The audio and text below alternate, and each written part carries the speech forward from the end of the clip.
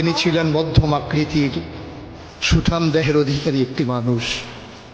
তার চুলগুলো ছিল ঘাড় পর্যন্ত প্রলম্বিত, হালকা হালকা কোঁকড়ানো। তিনি যখন চুলের ভিতরে তৈল দিয়ে আছড়াতেন মনে হতো মৃদুমন্দ ঢেউ দেখা যায়।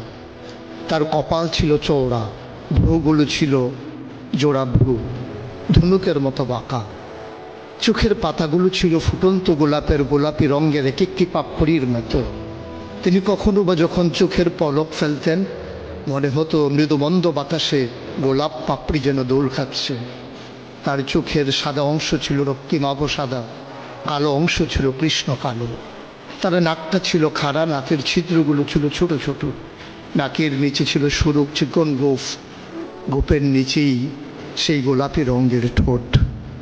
তার ঠোঁটগুলো যখন কখনো বা মুচকে হাসত, গোটা পৃথিবীর মানুষ অবাক বিস্ময়ে দেখত গোটা পৃথিবীতে যেন বিজলি চমকিয়েছে। তিনি কখনো বা যখন এই রাস্তা দিয়ে হেঁটে যেতেন, 1 মাস পরেও কখনো যখন সাহাবা হাঁটতেন, তার গায়ের জান্নাতি গন্ধ তারা পেতেন।